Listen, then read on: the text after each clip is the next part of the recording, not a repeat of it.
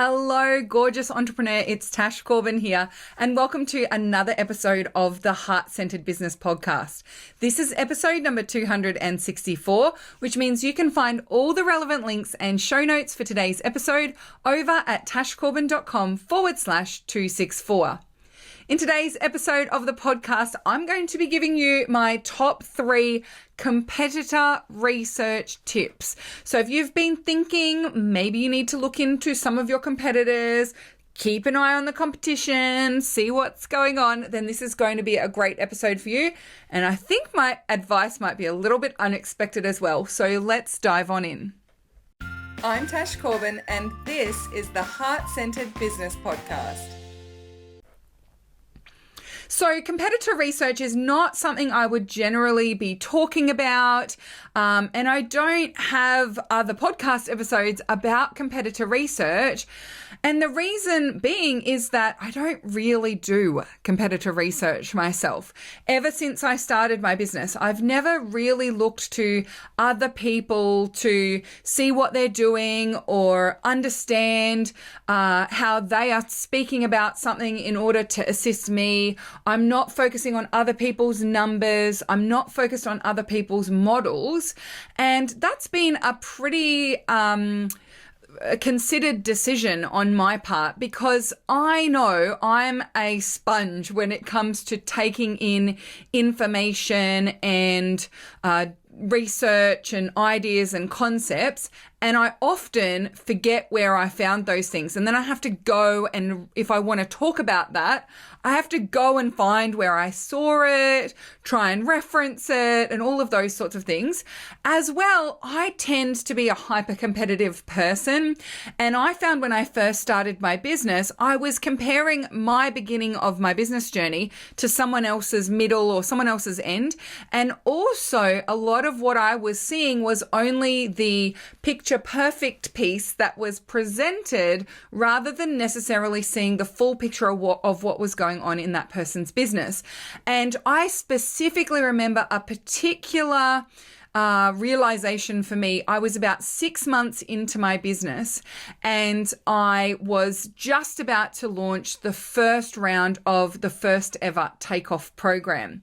And I was I was in a group, a program with another entrepreneur, and she had just done her first ever launch. She'd been on the scene for about 2 months, and she was sharing this story about how she'd had a 6-figure launch of her group program when in the first 2 months of starting her business.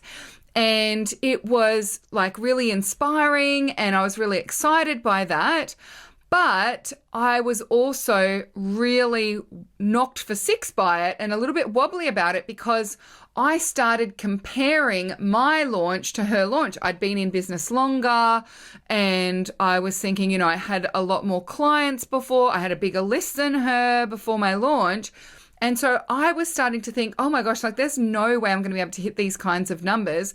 And I don't think it's my goal, but is that a money block that I don't want to have a 6-figure launch, my first launch? And is that a mindset issue? And it just created a few spirals that weren't particularly helpful for my business. I then had my launch of the Takeoff program. It was about a $4,000 launch, so nowhere near her 6-figure launch. And I started to really get down on myself. And I noticed myself, whenever posts of hers would appear in this group, I would look at it and I'd study what she'd done, and I'd ask questions and all sorts of things. And I started to get a little too caught up in, well, what's the difference between her and me? And I was having a conversation with a business bestie, actually, who was in a mastermind with her, and it was a $25,000 mastermind to join. And I did not have that money to join that kind of mastermind, and there was no way I was going to be investing at that level at that stage of business. And so I was talking to this person that I'd met, and we were really connected, and we were having a great chat.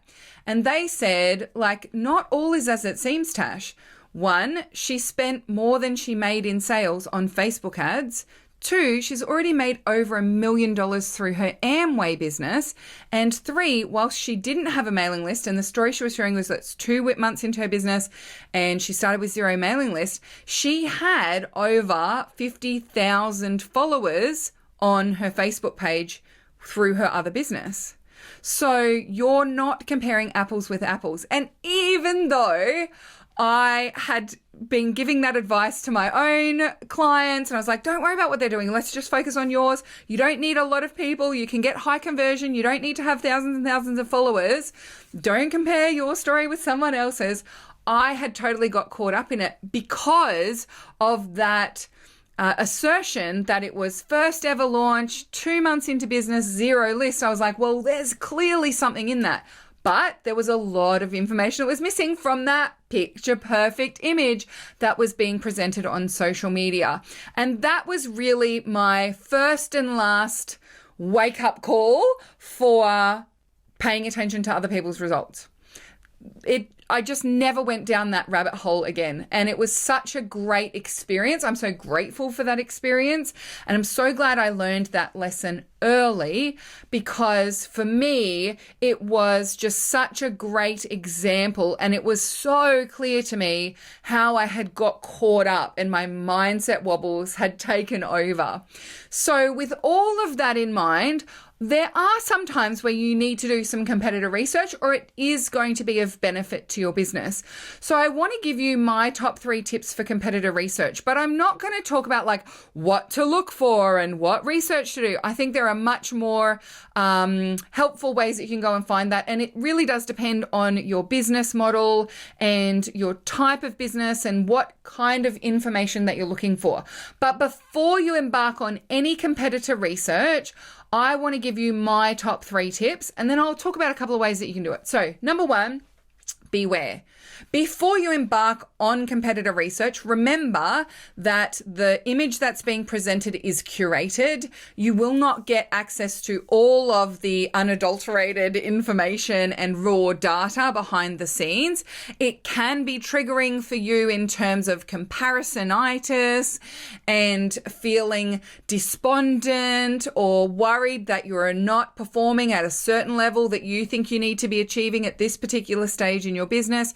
So just make sure you have some mindset support, someone to talk to, a practitioner that you work with, or a practice where you can pay attention to the thoughts and feelings that it's bringing up and discern between what is important competitor research and what actually is not helpful and is just getting in the way of you moving forward and focusing on your business.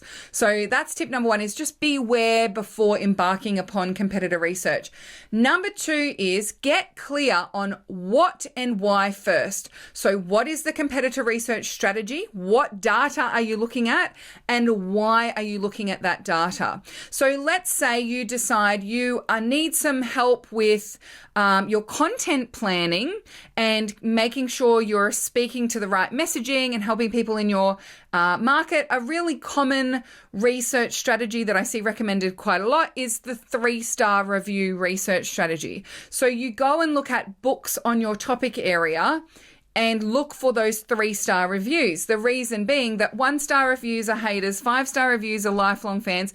3-star reviews will often take the time to explain why they're giving a 3-star review. So if you go and look at some of those 3-star reviews and look at where people are saying, I liked that it did this, but what's missing for me is that gives you really juicy information about what topics and content and pieces your audience are looking for from you. So yes, that is a competitor research strategy you could use, but be clear on what you're looking for first and why, and then just focus on that. So don't go down the rabbit hole. If you're doing 3-star reviews, don't go down the rabbit hole of deciding that you're going to write a book when that wasn't the reason why you were going there in the first place. Or don't go down the rabbit hole of then checking out their social media and seeing how many sales they've made and, their bestseller. Like, just be really clear on what you are researching, what data you need to collect, and why before you embark upon it. Another great one would be, for example, if you are looking at a competitor and what keywords are working best on their website, or what topic areas are working best on their YouTube channel, or something along those lines. If you're doing keyword research or anything like that and you want to look at competitors who already have an audience or have a following or those sorts of things, again, just get really clear on the what and the why first, and be really clear on what the purpose of that research is. So if you are wanting to just see what keywords they're using, then be mindful of not going in and writing down just direct copies of their titles. That would be crossing the line, and that wasn't why you were there in the first place. So just finding ways to make sure that you're clear on what the purpose is, and also then what data you need in order to fulfill that purpose, and only that purpose. Don't allow yourself to be drawn in to the rabbit hole. And that leads me into the third piece of advice, which is put some boundaries around competitor research. So if I was to embark upon competitor research, which I'm not, I don't do it, I'm not actively engaged in competitor research at all. But if I was to do something along those lines, you know how much I love setting a good timer. I would write down, okay, this is the project. This is why I'm looking for this data. This is the data I'm looking for. And I'm going to do 90 minutes of research for the next 90 minutes. And when my alarm goes off, I am done. No more competitor research. I will not follow the people I find. I will not copy anything from what I see. Create those boundaries for yourself. I will not pay attention to how many followers they have.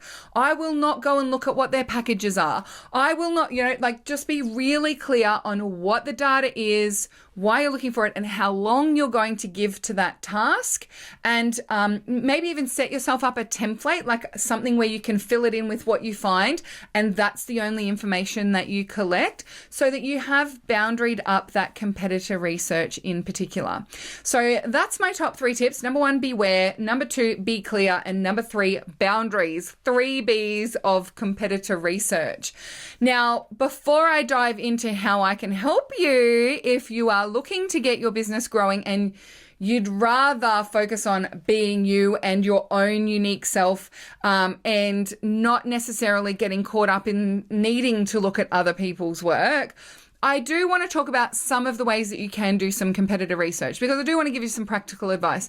But as I said, there are other people who give way more detailed advice and instructions on competitor research, because that's something that they do consistently or they help other people to do. Personally, I don't see it as a necessity, and I know it triggers a lot of stuff in me, and I don't necessarily want to go down that pathway again. So I don't think it is something that I need to do in order to be able to grow my business and reach my audience and talk to my audience and create content for my audience.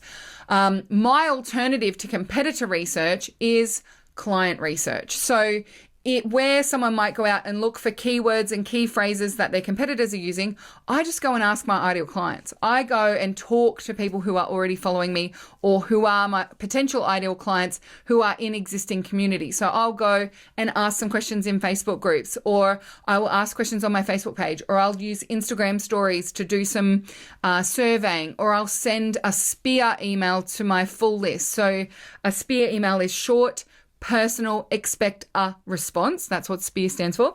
And in that SPEAR email, I will ask a question like, what's your number 1 challenge with finding new clients online? And the information that comes in the replies to those emails is way more valuable to me than what is my competitor trying to talk about, because you just end up sounding like everyone else anyway. So that would be my alternative. But if there were some things that you could glean from competitor research, or what to look for in competitors, it would be things like, what keywords are they optimizing for? What tags are they using on Instagram, for example? So are there some hashtags? Like, I don't use hashtag stuff. That's why, as I said, not the best person to give you advice, but I do know that looking at what hashtags are used across the industry and particularly other people serving your audience, that might be somewhere where you're doing some competitor research. The 3-star review is a really good one. Another one is looking at competitors that you want to differentiate from. So something that I have seen taught as a strategy, I haven't necessarily embarked upon this myself. I've got plenty of fodder without going looking for it, but is to go and look at the content of people who you disagree with how they support your audience. So let's say you are in the health and well-being space and you focus on anti-diets rather than diet culture. Go and look at some people who are sharing diet-based advice, and don't necessarily say why I disagree with this person, but just look for the pieces of advice that get you a little bit like, oh, no, I want to do it this way. Oh, don't listen to that. I want you to listen to that instead. That can make great content. So you could create content that says why I don't love the ketogenic diet, for example, or why keto isn't a lifestyle, it's a diet. And if we are truly anti-diet, we don't pay attention to things like this, right? So you're taking a stand for your audience. So for me, if I was to go, for example, and actively seek competitors who teach non-consent marketing strategies, so manufactured urgency, manufactured scarcity, the bait and switch methodology, clickbaiting, all of those types of strategies, I would go, and I can list off thousands of people at once. I don't need to go and research it, but I could go and look for a few of those people in my industry and look for what are the types of things that they say, what are the types of things that they do, what are the strategies that they recommend that I would disagree with, and then I would create a podcast episode on why I don't think tripwires are a smart move for your business, or what's the consent-based issue with tripwires, right? So you can see that it's not necessarily calling out that person. It's not in any way, shape or form linking to that piece of content. It's just that I see that this is a practice that's being taught. I disagree with it. Here's what my alternative would be instead and why I don't like that particular strategy. So that could be some of the competitor research that you would engage in, and I can see why you would want to do that. Personally, I get enough fodder just from what people are telling me in my community and what I see, not even looking for it. So I've got plenty to go on with and plenty of things to get ranty about. But ultimately, if competitor research is something that you want to embark upon in your business, you've got some things to note and be aware of beforehand, and there are some things that you can go and play with. So hopefully you've found that helpful. And the final thing I do want to say is that I truly believe you don't need to be looking at what other people do in order for you to be successful in the online space. That being said, you need some kind of framework through which to know what is it that you need to decide, what is it that you need to articulate, and what is it that you need to start doing to get your business growing as quickly as possible. And so to help you with that, I actually have a free resource. It is a training. It's called Fast Track Your Startup. And in that, I give you that framework. So go and have a look at that one. I'll pop the link to it with the show notes of today's episode at tashcorbin.com/264. And as always, if you've got any questions, they've had a light bulb moment as a result of this podcast, come on over to the Heart-Centered Soul-Driven Entrepreneurs Facebook group. Use hashtag #PodcastAha. Let me know you've been listening to episode number 264, and we'll continue the conversation over in the community. Thank you so much for joining me for this episode of the Heart-Centered Business Podcast. Until next time, I've been Tash Corbin. You've been a fabulous listener, and I cannot wait to see you shine. Bye for now. Would you like more tips, tools, and resources to help you grow your heart-centered business?